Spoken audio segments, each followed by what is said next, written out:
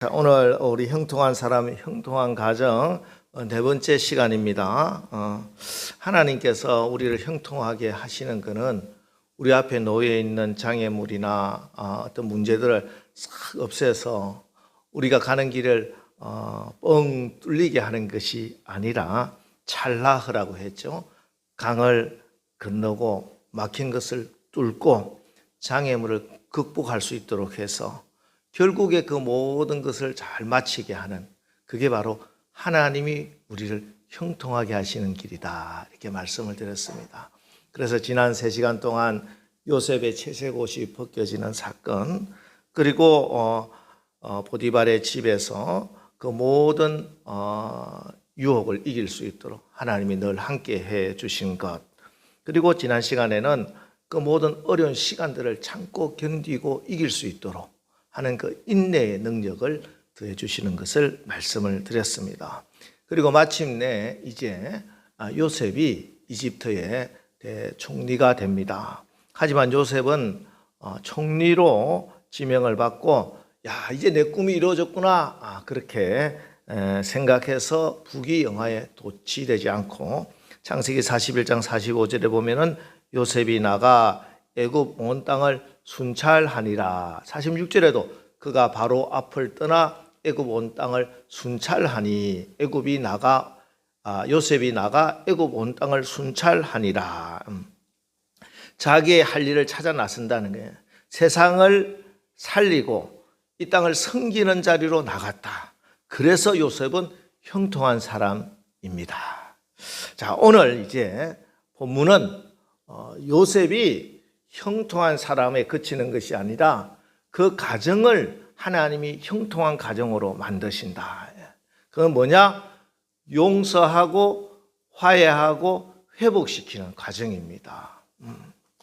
17살에 형들에 의해서 애굽에 팔려왔던 요셉이 13년이 지난 30살에 바로의 꿈을 해석하고 대안을 제시함으로 대이집트의 총리가 되고 7년간 풍년기간 동안에 5분의 1의 세금을 걷어서 각 지역마다 창고를 짓고 그곳에 앞으로 닥칠 흉년을 대비합니다.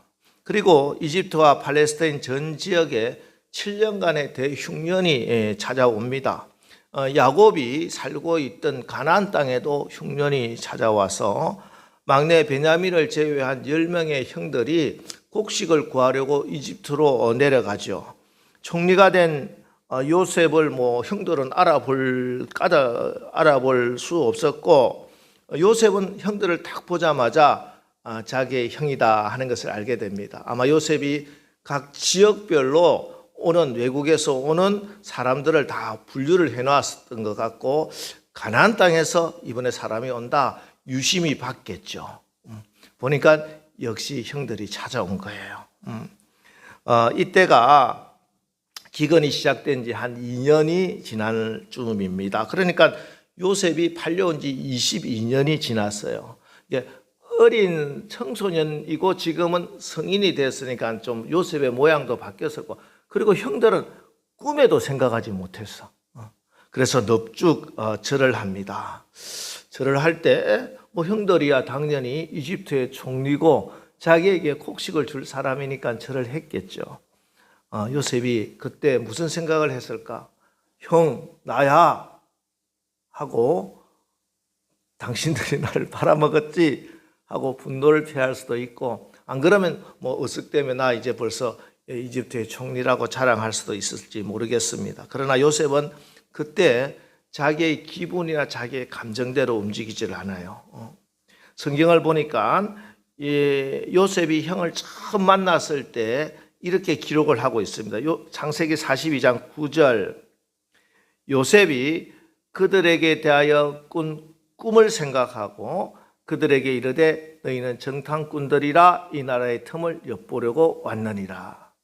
형들을 정탐꾼으로 내몹니다. 그런데 왜 그랬느냐 하니까 요셉이 그들에 대하여 꾼 꿈을 생각해냈기 때문이다, 이렇게 말씀을 하고 있어요. 형들이 자기 앞에 넙죽 절하는 걸 보니까 문득 그 옛날 내가 어릴 때 중고등학교 때 꾼 꿈이 기억났다는 거예요.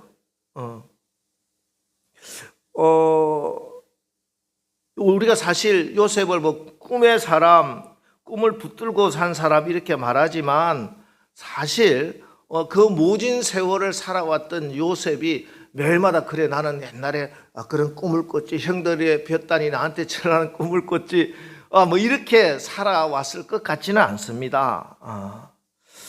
그 꿈을 아마 잊어버렸을 거예요. 그러다가 형들이 자기 앞에 와서 넙죽절을 하는 거야. 그러니까 그렇지, 옛날에 하나님이 나를 꿈꾸게 하셨지, 그 꿈이 기억났다는 거예요. 창세기 37장 7절에 우리가 밭에서 곡식단을 묶더니 내 단은 일어서고 당신의 단은 내 단을 둘러서 절하더이다. 이 꿈이 문득 생각난 거예요. 사실 요셉은 꿈을 잊어먹고 살았을 가능성이 훨씬 큽니다.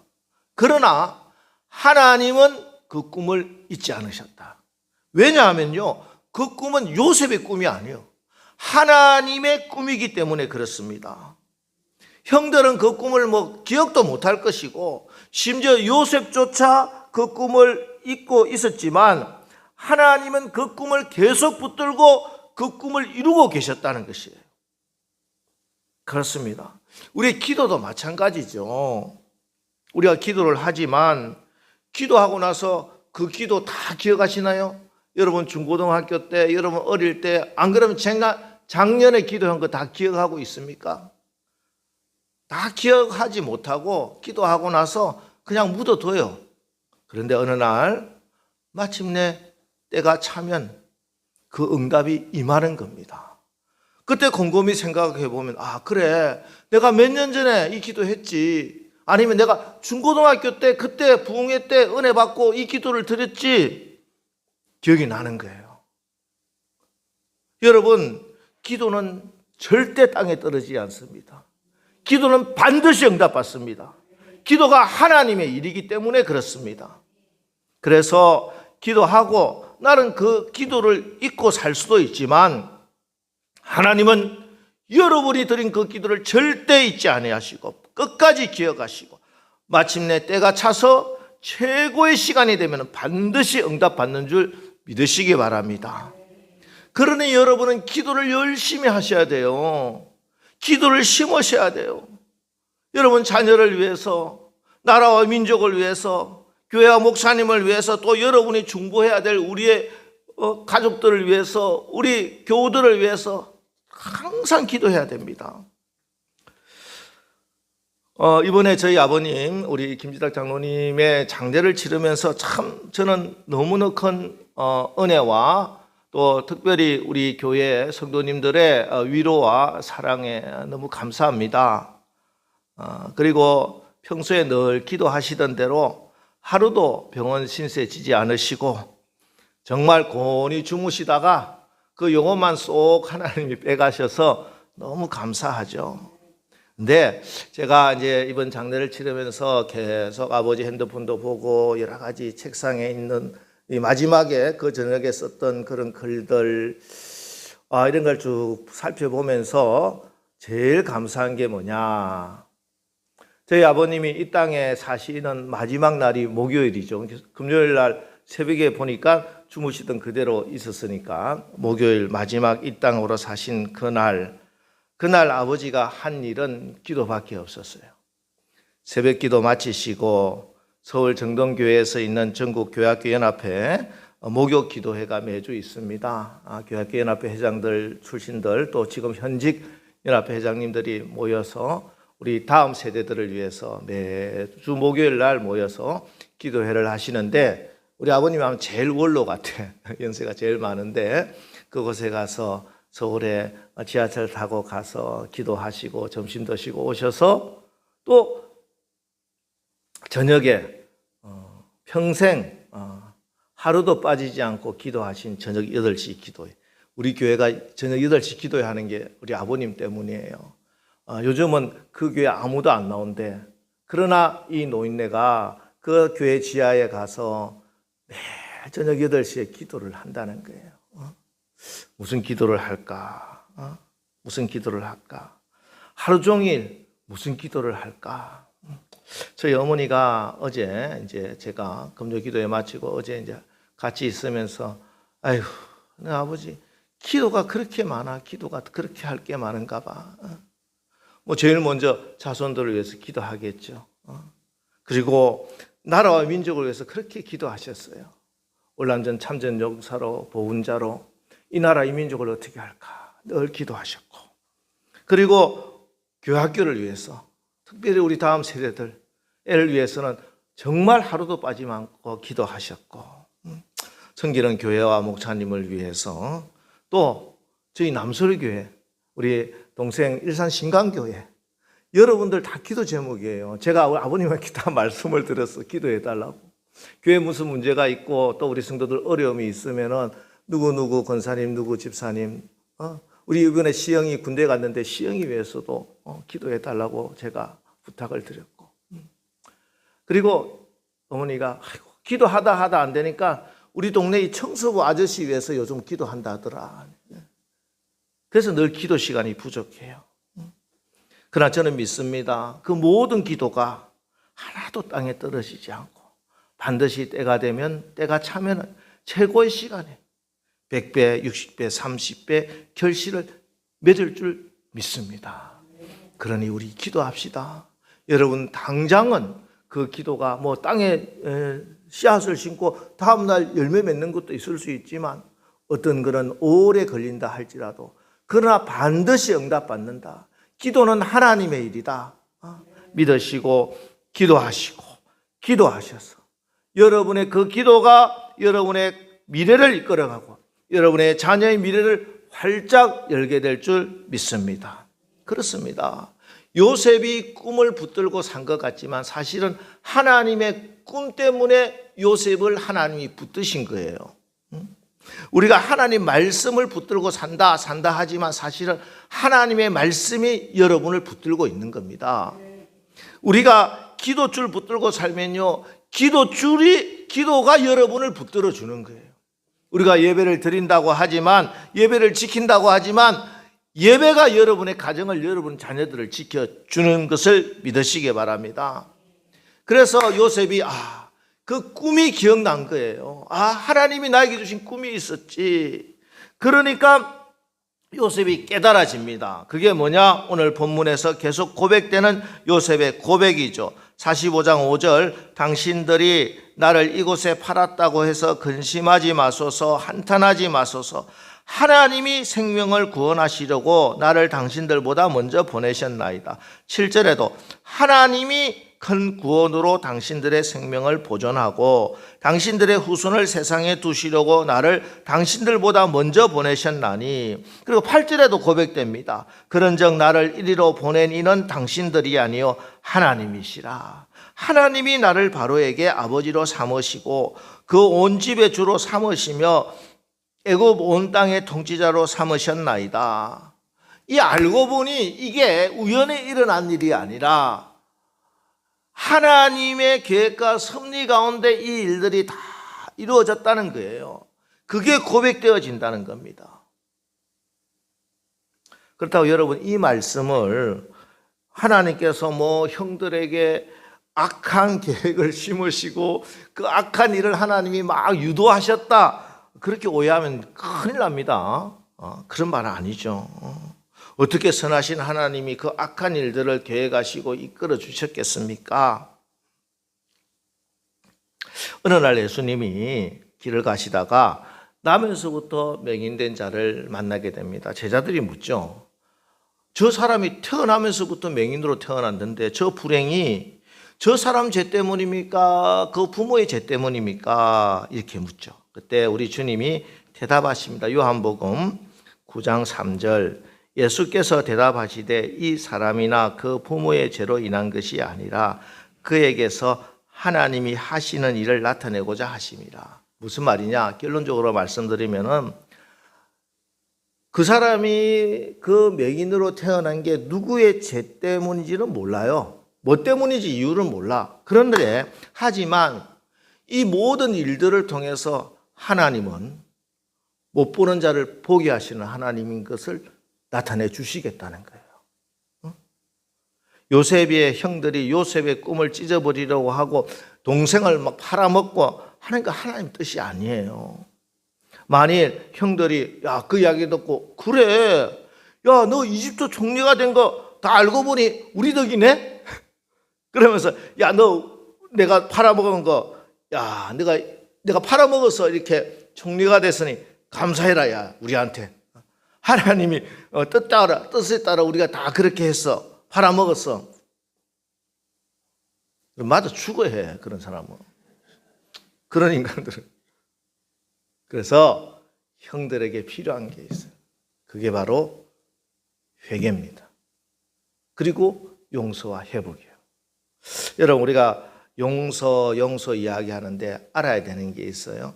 회개와 용서 그리고 회복은 각각 다른 차원의 문제다. 만약 어떤 가정에 술만 먹으면 행패를 부리고 막 가구를 부수고 자녀들에게 폭력을 행하고 이런 아버지가 있다 친다면은 그래도 그 가족들은 그 아버지를 용서해야 되죠. 그래야 회복이 일어나니까 그 가정이. 하지만 아버지는 회개해야 되는 거예요. 아버지 매일마다 술 마시고 계속 그런 짓 하면서 용서해 하면 그게 되나요? 안 돼요. 그 아버지는 진심으로 그 술을 끊고 안 되면은 어떤 전문가의 치료를 받든지 어떻게 하든지 그 술을 끊고 자녀들에게 아내에게 정말 처절하게 잘못을 고백하고 다시는 술을 입에 대지 않는 그런 돌아서는 회개가 반드시 필요한 거예요. 계속 행패 부리면서 용서해라, 다 용서해줘야 된다. 그건 아니라는 거예요. 아니라는 거예요. 그래서 하나님께서 이 가정을 회복시키기 위해서 진정한 용서가 일어나기 위해서 그때부터 계속해서 하나님은 요셉을 통해서 형들을 진정한 회개의 자리로 이끌어주고 계시다 하는 사실이에요. 요셉은 자기의 감정대로 행하지 않아요. 하나님의 큰 뜻이 있지. 우리 가정을 형통한 가정으로 만드시고자 하시지. 그래서 내 감정대로 요셉이 얼마나 많이 웁니까? 통곡을 하잖아요. 몰래 가서 울고 그럽니다. 그럼에도 불구하고 내 감정을 드러내지 않고 반드시 형들이 진정한 회개할 수 있도록 요셉은 하나님의 지혜와 하나님의 방법으로 형들을 이끌어갑니다. 결국 하나님이 하시고 있는 일이죠. 곡식을 구하러 온 형들을 알아본 요셉이 형들에게 먼저 정탐꾼 누명을 씌워서 3일 동안 옥에 가둡니다.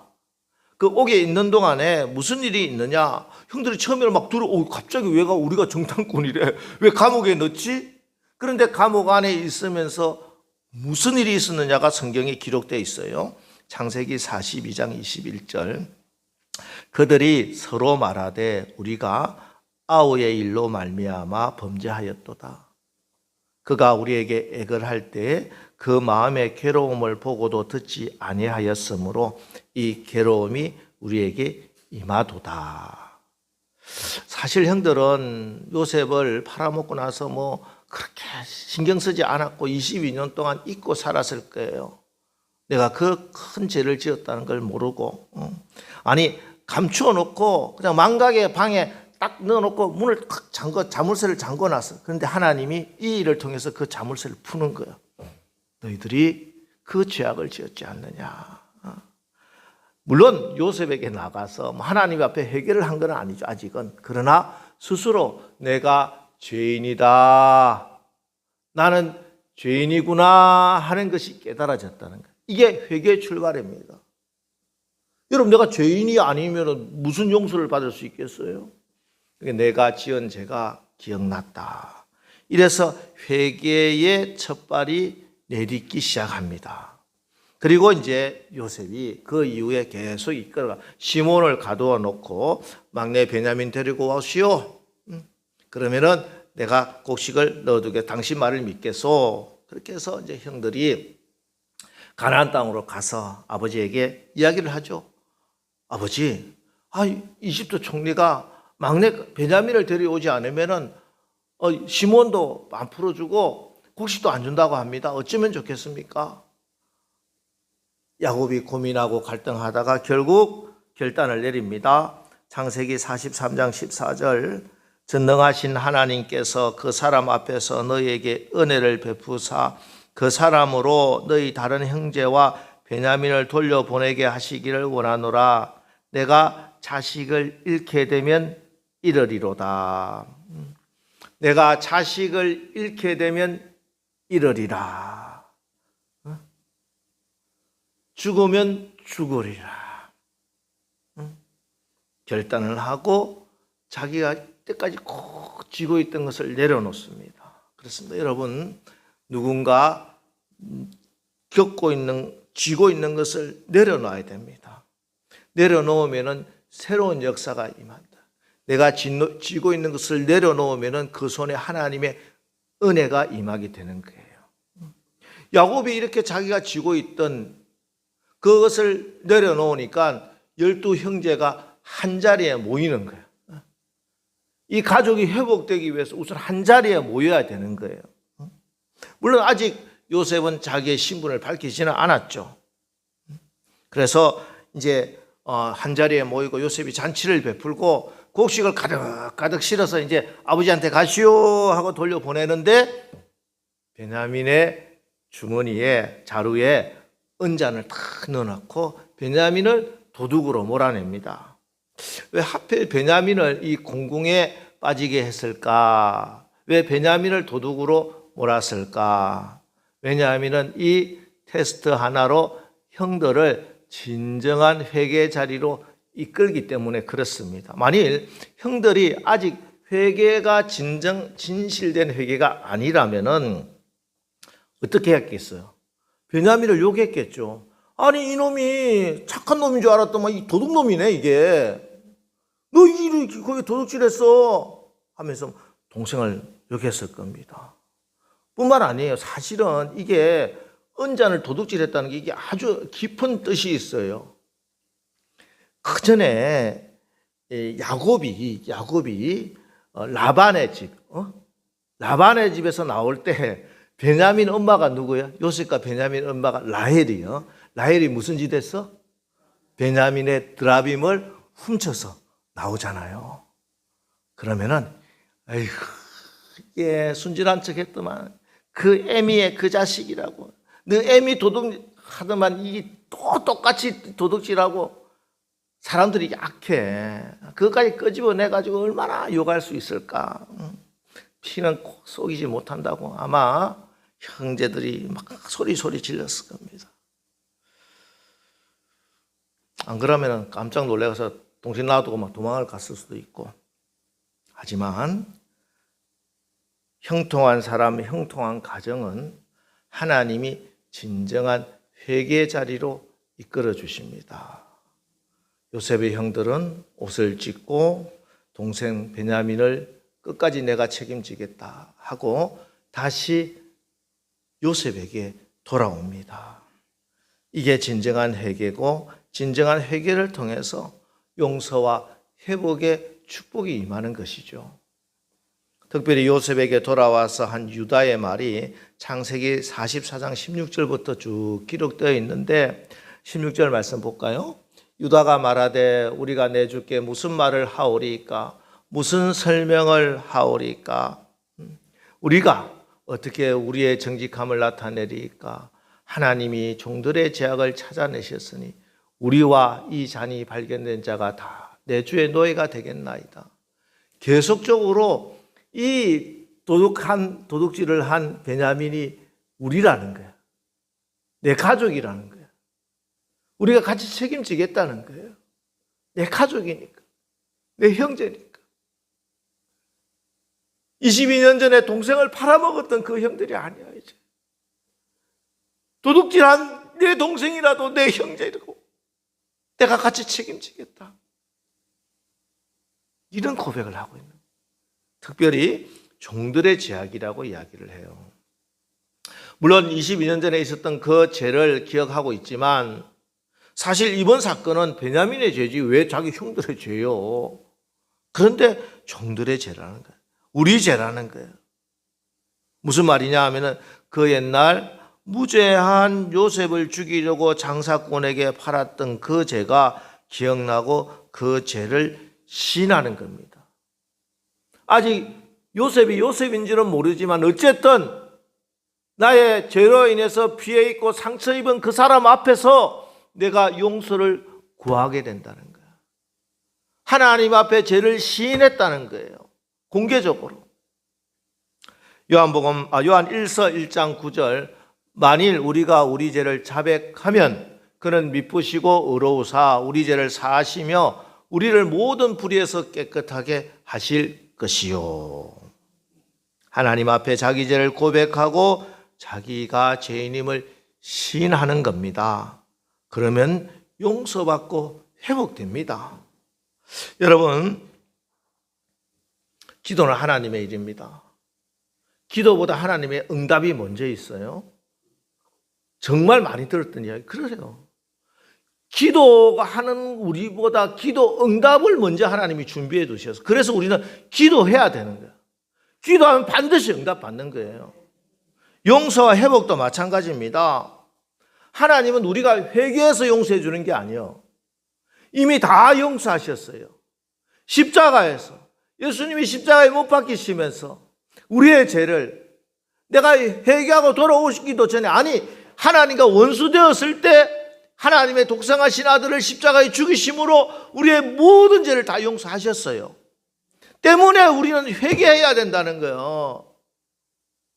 우리가 어떤 죄를 지어도 회개하고 돌아가면 하나님의 그 용서함을 주의 보혈의 은혜를 십자가의 그 축복을 받게 된다는 것입니다. 그래서 우리가 죄를 깨닫고 회개하는 것이 큰 복이에요. 다윗이 허물의 사함을 받고 죄가 가려운 자가 복을 있다다 하는 이야기가 그게 너무너무 큰 축복이라는 게 여러분 하나님의 용서하신 것 하나님의 그 은혜의 자리로 나가시기 바랍니다. 십자가 앞으로 나가시기 바랍니다. 그래서 오늘 이 유다의 고백에 뭐가 있느냐 44장 32절 33절 우리 다 같이 한번 읽어보겠습니다. 시작. 주의 종이 내 아버지에게 아이를 담보하기를 내가 이를 아버지께로 데리고 돌아오지 아니하면 영영이 아버지께 죄짐을 지리이다 하였사오니 이제 주의 종으로 그 아이를 대신하여 머물러 있어 내 주의 종이 되게 하시고 그 아이는 그의 형제들과 함께 올려 보내소서. 유다가 다 알아서 그런 건 아니겠죠. 그러나 성령의 감동으로 유다는 이런 고백을 하게 됩니다. 이건 하나의 예언입니다. 이게 아이를 담보한다 할 때 담보라고 하는 히브리어 에라보는 신약 성경에 보증이 된다, 보증이 되사 할 때 나오는 그 단어예요. 성령을 이야기해요. 성령. 그리고 대신하여 이 말은 타하트란 말인데 우리가 잘 알듯이 예수님의 십자가의 대속의 은혜라는 뜻입니다. 그러니까 지금 유다가 이 고백을 하는 것은 자기의 모든 죄를 어디 앞으로 오느냐면 성령님 앞에 예수님 앞에 나오는 거예요. 십자가 앞에 성령 앞에 나오는 게 회개야. 그러면 완전하고 온전한 용서와 치유와 회복이 일어나게 되는 겁니다. 여러분 우리가 잘못하고 죄 짓는 사람들은 다 마찬가지죠. 그런데 이 잘못하고 죄 짓고 나서 후회하고 하는 거는 사람 앞에 서면 후회밖에 남는 게 없어. 근데 이게 주님의 십자가 앞에 나가면은 주님의 보혈에 서면은 후회에 머물지 않고 회개는 후회가 있어요. 후회가 있는데 거기에 머물지 않고 회개하게 된다는 거예요. 회개하게 된다.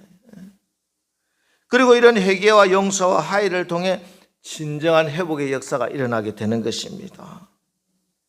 그렇습니다. 하나님이 이 가정을 형통한 가정으로 만드시기 위해서 이제 요셉을 그렇게 훈련시키시고 나서 마지막으로 하신 일이 뭐냐? 형들을 회개 자리로 이끌어가는 겁니다.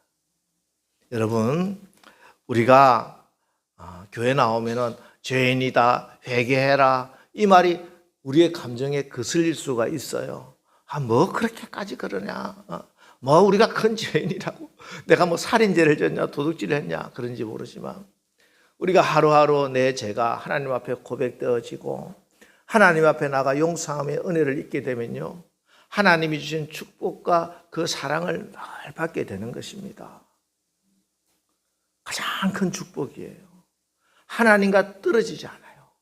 하나님의 은혜가 늘, 십자가의 은혜가 늘 임하게 되고 성령이 여러분을 붙들어 주시는 그 은혜가 회개 자리에서 임하는 줄 믿으시기 바랍니다. 여러분, 이번 한 주간 우리가 아직 기억하지 못하고 회개하지 못하고 망각 속에 감추어둔 죄가 있다면 여러분 기억나시기를 축복합니다. 그리고 그 죄를 가지고 십자가 앞으로 나가세요. 이미 다 용서해 주시고 기다리시고 축복해 주시고다 고자 지금도 애타게 기다리고 계신 그 아버지 앞에 나가시기 바랍니다. 그리고 하나님, 제가 왔습니다. 하나님 아버지, 손 들고 나옵니다. 세상 의지할 데 없어서 하나님 앞으로 나오니 주여 나를 받아 주옵소서. 그래서 그 죄를 하나님 앞으로 가지고 나와 내가 그 죄 때문에 후회하고 한탄하는 데 머물지 말고 그 모든 죄가 주님의 은혜로 깨끗이 용서함 받고 새 사람으로 건강한 가정으로 회복되는 은혜가 여러분 가정에 임하게 되시기를 주님의 이름으로 축원합니다.